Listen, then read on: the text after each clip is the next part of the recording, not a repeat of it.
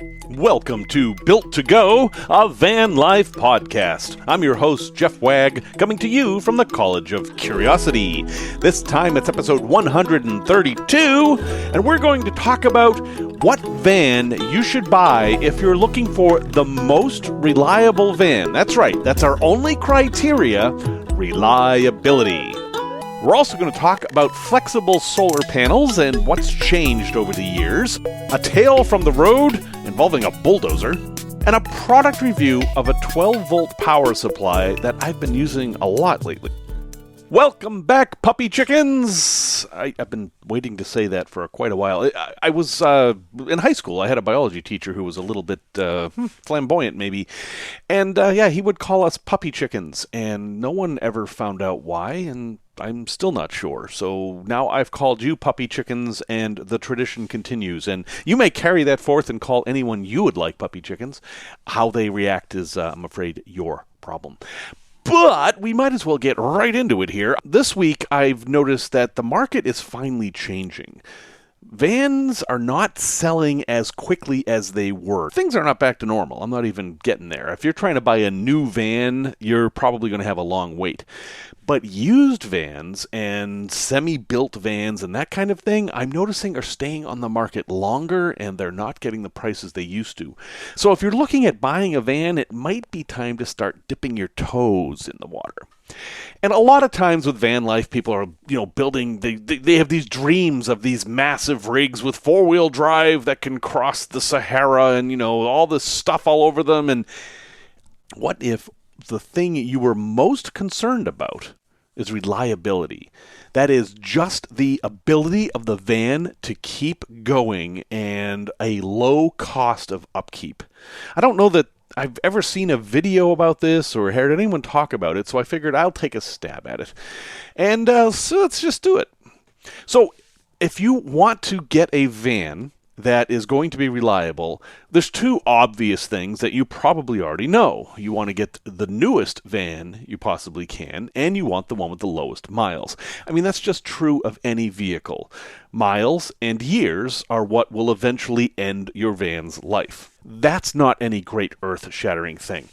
But the other part of that is, and probably the most important message of this little segment, is you want to get something simple. Simple is good. Now, my van is a 2011 Mercedes Sprinter, which is certainly not simple at all. But when I get into a modern van and look at the dashboard, I'm kind of blown away at how futuristic it is. It does a whole lot more than my fairly sophisticated van does. And while I'm like, oh man, I wish I had all this fun stuff, on the other hand, I'm like, all that stuff breaks. And this has always been true with vehicles. The more cool doodads you add to the thing, the more things are likely to break. Now, some of these things are worth having, in my opinion. For example, cruise control, I believe, is always worth having if you're going to be driving long distances, which many of us do. It prevents fatigue, it saves gas mileage, and I'm at the point now where I would go so far as to add an aftermarket cruise control if I had to, because I require it that much. My knees actually just can't handle holding the gas pedal down that long. So I'm not saying you want the most Spartan van possible, but you want things to be simple. And honestly, cruise control these days is pretty simple. You also want your van to run on gasoline. I did an episode a few weeks back about diesel and how, honestly, folks, it's time to give up on diesel. And that's always controversial. I know people love their diesel engines. Diesel engines last longer, and they are more reliable in many cases. But at this point in reality, diesel fuel costs a lot more than gasoline. It's much harder to find. And if you do have a problem, it's much harder to find somebody to fix that problem and much more expensive. So it's a kind of a complicated thing. Are diesel engines less reliable than gasoline engines? Well, no. In fact, I would say that diesel engines, all the DEF stuff aside, are more reliable than gasoline. But in our current environment, with the way things are today, your van is going to be more reliable if it's gasoline. When you look for a gasoline van, look for an engine that requires regular old fuel, which is generally 87 octane. Most vans these days, 87 is fine for them. There are very few that want more than that. But make sure you know, I think the Mercedes Metris might ask for 91, which is just an extra expense for you. The reason they ask for higher octane is that they're higher compression engines, which means they give off more power for the size of the engine, which is all well and good, but what that translates to you is more money for gas. And you don't want to spend that, so don't. Also, they can be less reliable. Higher compression engines are more sophisticated. They have more stuff going on with them, and avoid that if you can. Another thing to look at is the van still made? Now, I had my NV200, a great van and a van that I would call extremely reliable, but it's no longer made. So if I bought an NV200 today, an old one, or a few years old, not even that old, and built it out, where would I get it serviced 10 years from now? Because while parts may still be available, those experts in the shops are going to be less familiar with them 10 years from now. And I certainly ran into that with the Tiki Bago, which is my 1973 Winnebago Indian. Nobody wants to work on that thing, even though it's super simple, and nobody wants to work on it because, they can't hook up the computer on it to see the codes because there ain't no computer. 4-wheel drive or 2-wheel drive? 2-wheel drive. Why? 2-wheel drive is much more reliable than 4-wheel drive because it's less complicated.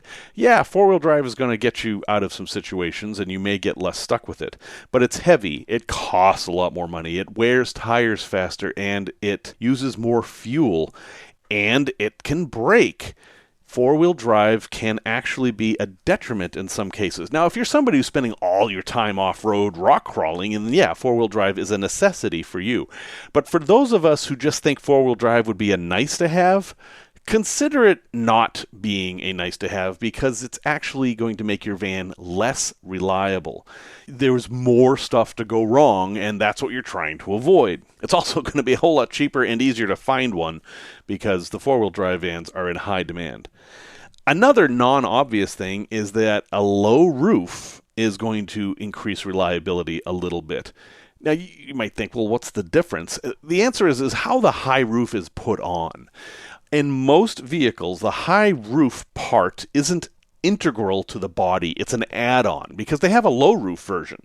So they add on that top part to make the van a high roof. And sometimes it's steel and sometimes it's fiberglass, but you're creating a whole bunch of seams there. And you're also creating height that can hit things. For example, I can't go through most drive-thrus with my van. And if I forget that just once, well, I've smashed into something and then I can't use my van, thus it's less reliable. Let's talk about the wheels. Alloy rims, I've got them on my ambulance. I don't know why. I don't know why an ambulance needs alloy rims, but that's what they put on there. And yeah, they're pretty and they don't rust, but honestly, steel rims are better in many ways. They're easier to work on. They're easier to balance because you don't have to glue on weights. You can just clip them on. And they're easier to fix. I mean, you can fix them. If you're going off-road and you whack a rock and you bend your rim a little bit, well, in an emergency situation, you can fix that with a hammer or even a rock if you have to, at least sometimes. If you have an alloy rim and it hits that rock, it's literally going to break, and there's nothing you can do to fix that. So alloy rims, I don't think they have any advantage at all in vans, and honestly, I would recommend you do not get them if you want to increase reliability. I mean, if you think they look snazzy, you're going to get them anyway, but they do make your van less reliable.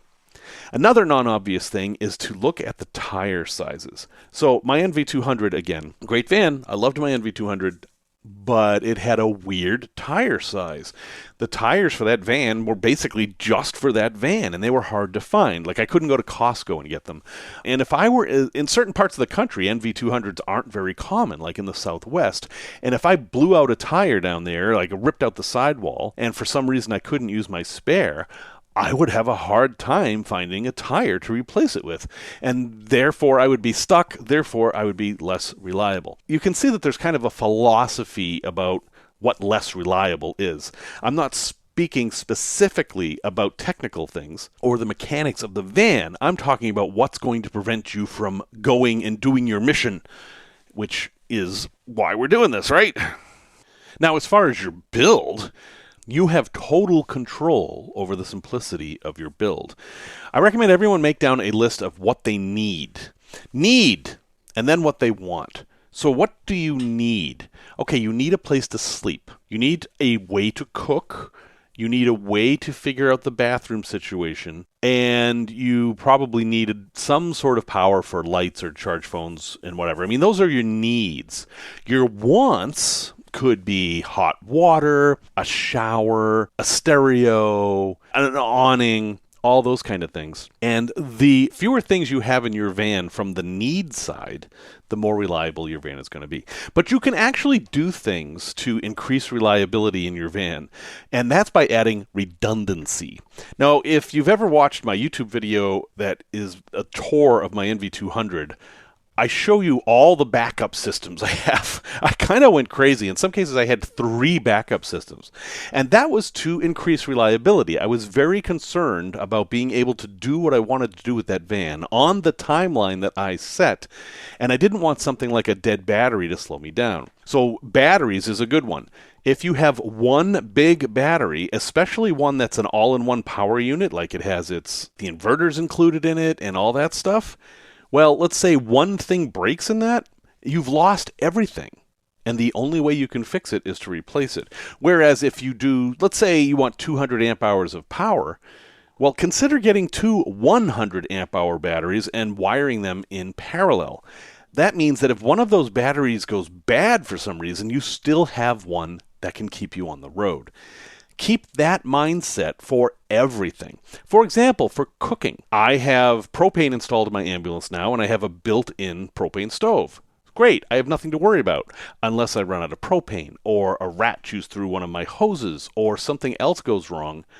I still need a way to cook. So I also have a 12-volt kettle and a 12-volt oven. And I also have a sterno stove that I can always use to heat things up. And I've got matches. I've always got a way to accomplish what I'm going to do, even if I have to go through several layers of backup. So if you want a reliable van, keep it simple and then add backups. That's how you're going to keep on the road, and it's also probably going to save you money going forward. Tech Talk.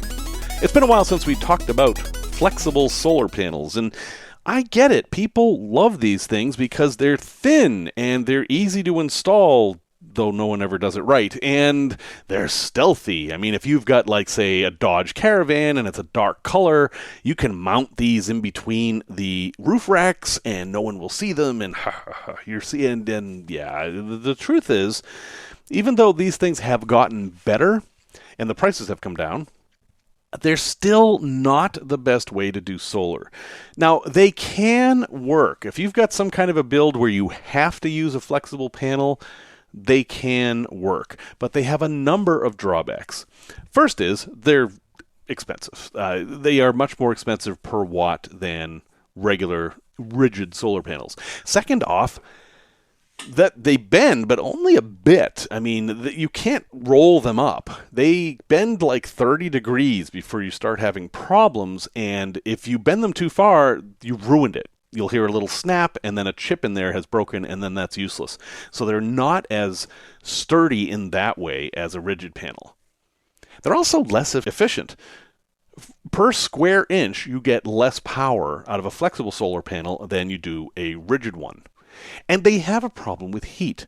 So rigid panels are built in a frame, and that frame separates the panel from your roof, if that's where you've mounted it. No matter what, even if you drilled that panel right to your roof, the frame of it would let some air get under the panel. With a flexible panel, it's usually sitting right on your roof. So the sun hits that panel, heats it up, and that heats up your roof. So that heat is getting into your vehicle somewhat, but it's also heating up the panel. And the hotter a panel is, the less efficient it is. Panels actually work really well in winter despite the lower sun angle because they're much more efficient. And perhaps the biggest problem with these panels is they don't last. They're very, very fragile, and there have been numerous cases of them delaminating or cracking or changing color or simply not working after a couple years. And that's a pretty hefty investment to just have disappear after a couple years. Now, there's a new problem with them, and that is I've noticed these scams. For example, I'm not going to link this, but on Amazon right now, there is a couple of 200-watt panels, flexible, that you can get for about $220. Now, that's a bargain. I mean, even for rigid panels, that's a bargain. But I don't believe it. If you look at the listing, the comments are all for slightly different products. The answered questions kind of don't make sense. And yeah, I don't believe it. And I saw a few other listings like this. And I think that it's really just people pulling scams for solar panels. If you're not aware on Amazon, there's this common scam where someone will put an item up there, like something simple, sell it at a good price, get a whole bunch of reviews, and then change the item on that listing to something else that's much more expensive that is actually never going to be delivered. And while Amazon is pretty good about refunding money, if it's a marketplace item, it's more difficult, and sometimes you can get into trouble. So caveat emptor, beware, do your research, but only get flexible panels if it's the only way to get out there on the road. In general, a rigid panel is almost always going to be best, even if you're doing stealth. Really. Tales from the road. So back when I was 18, I had a job as a truck driver. I would drive trucks. I drove a bunch of different trucks. Not a big rig kind of truck, but I could basically drive any two-axle vehicle. That's what my driver's license was for. And I ended up driving a very big truck. It was a Mitsubishi Fuso with a 26-foot box, which is about the biggest double-axle truck you can get. I mean, it's plenty big. And here I am, this 18-year-old kid, can't even drink, which is probably good. And I'm driving all over Massachusetts in this massive vehicle.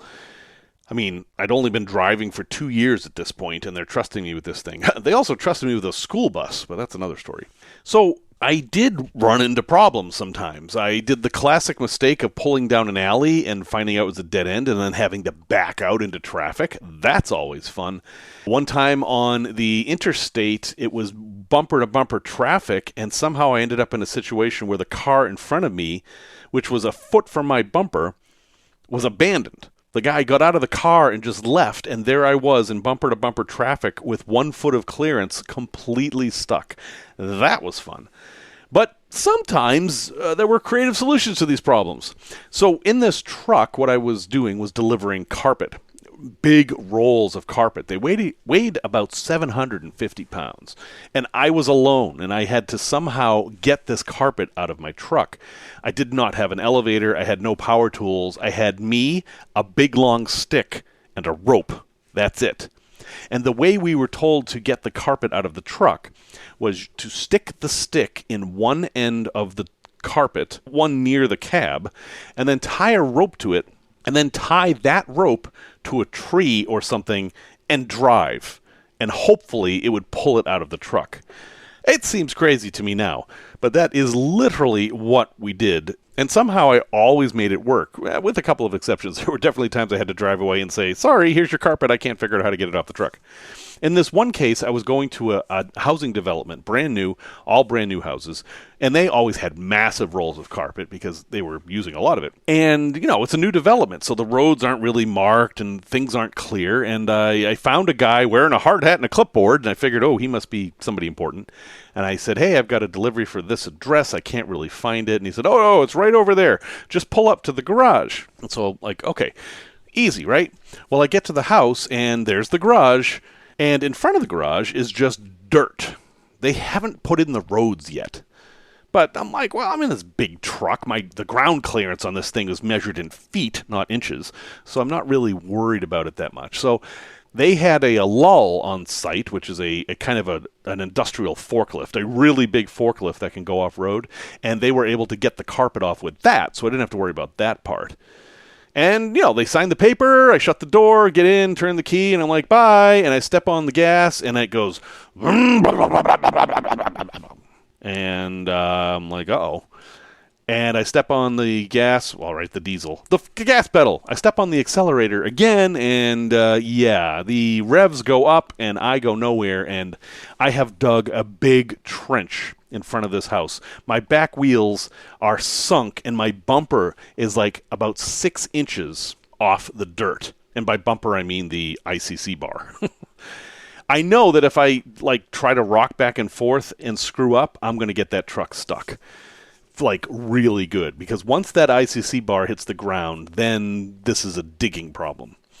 So one of the guys on site saw this was happening, and he said, oh, wait a minute, I can fix this. And I'm like, okay, so what are you going to do to fix this? And, I'm 18 years old, so I'm figuring, well, maybe this guy knows a trick. Well, he jumps out of his pickup truck and then runs over to another vehicle, which happened to be a bulldozer. That's right. He was going to fix my truck with the bulldozer, and I thought, he's just going to pull me out. I mean, the bulldozer's not going to stop. But no, he was much more creative than that. He built me a road. He took the bulldozer and made a road in front of the truck because he figured even if he got me out, I would probably get stuck again. And so I had this guy custom make me a road with a bulldozer. And then he pulled me out, but he only had to pull me out a little bit, and I simply drove off. And then he finished the road after I left, and that road is probably still there today. The people who bought that house have no idea that I was instrumental in getting their driveway built. And just one of those little things that happens while you're out on the road that will not happen if you're sitting on your couch in your living room. Hopefully. Product review.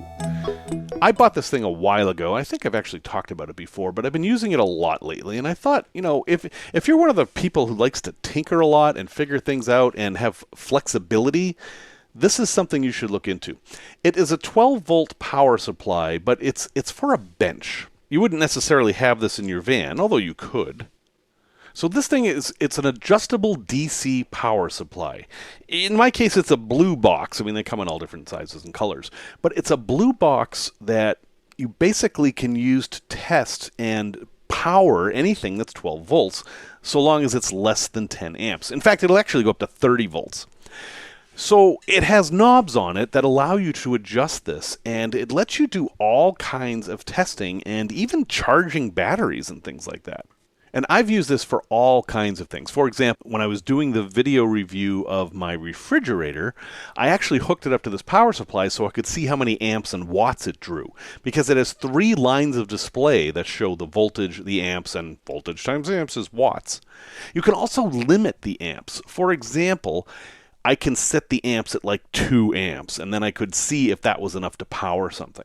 It's come in handy a lot, and it just came in handy today because my 200 amp hour Renogy battery came, and I'm not able to get to the van right away.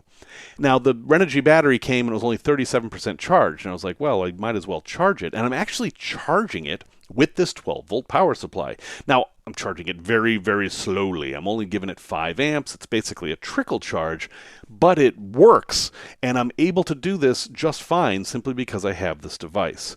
Now, the device is $79.99 right now. It's not incredibly cheap, but if you're going to be doing things like building your own batteries or bench testing anything, this is so handy just to have a place to plug something in 12 volts in your house. And it is completely controllable. You can set the voltage and amps. Like, for example, I'm charging my lithium iron phosphate battery at 14.8 volts because I know it can handle that. Whereas a normal 12-volt power supply would only just give out 12 volts. This thing gives out 14.8 volts exactly because that's where I set it. So it's an interesting thing to have. I really do enjoy it. And heck, it has a USB phone charger built into it because what doesn't these days? The one I have is made by a company called Hanmatic. It's the HM310. I will have a link in the show notes to that one.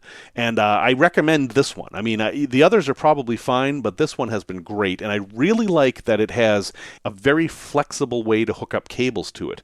It has screw clamps, so you can put anything on there. And it also has holes for banana clips.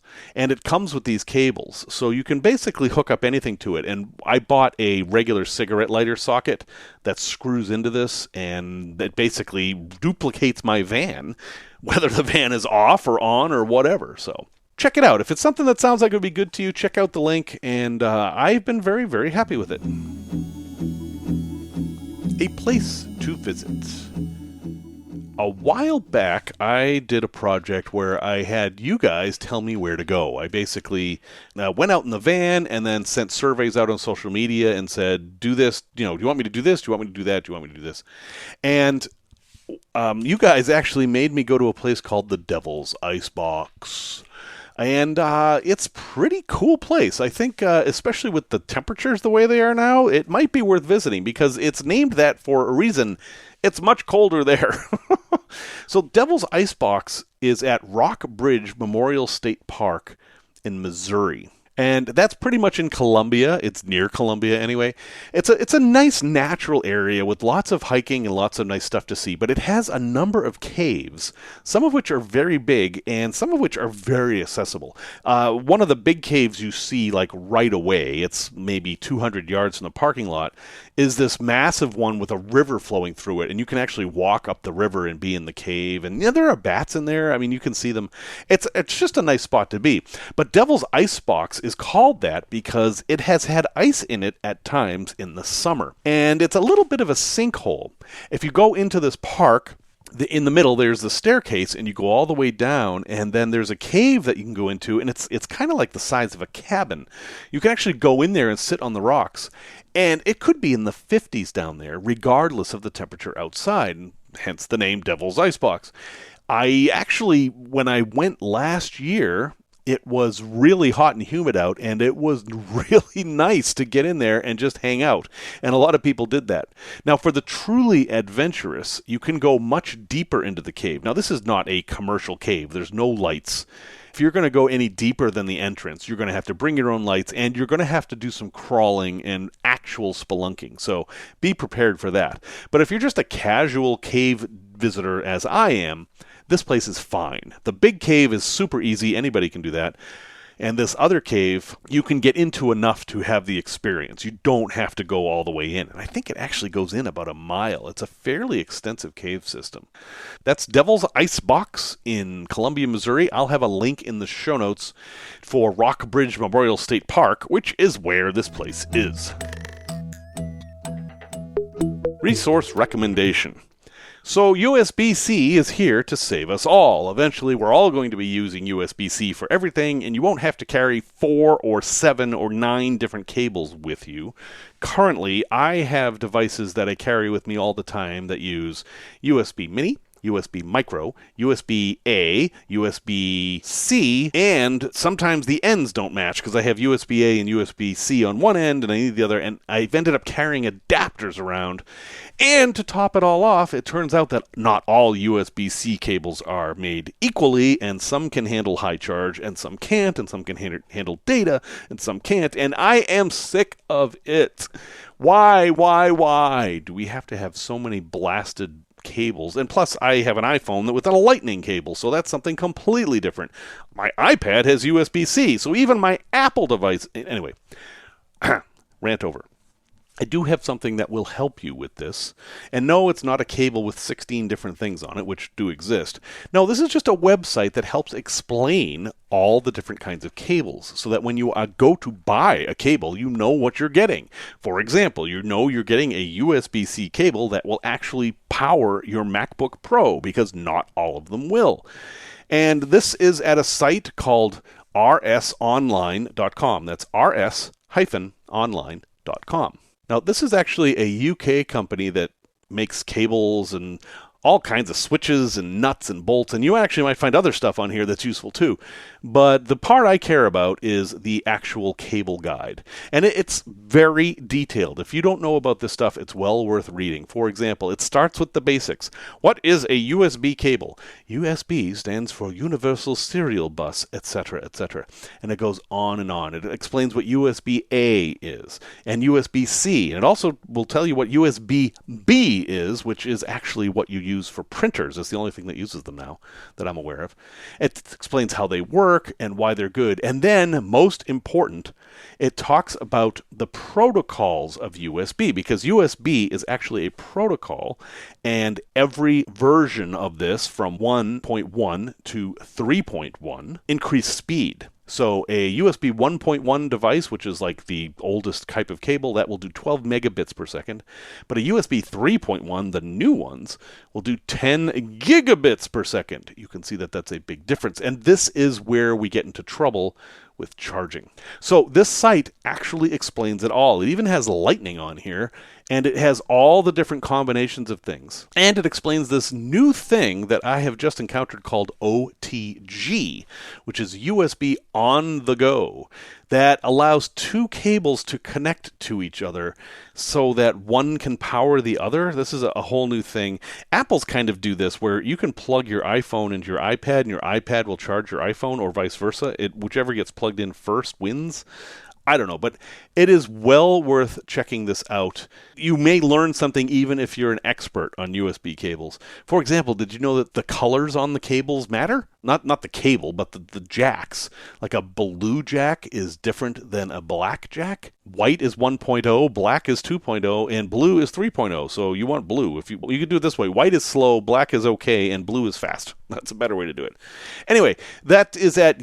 It's actually, the URL is quite long. I'll have a link in the show notes, but I'm going to say it here just one time. Now, it's too long to even say in this podcast. It's really a ridiculous URL. I wish they would fix that, because this is a great resource. But I will have a link in the show notes, and that should help you out.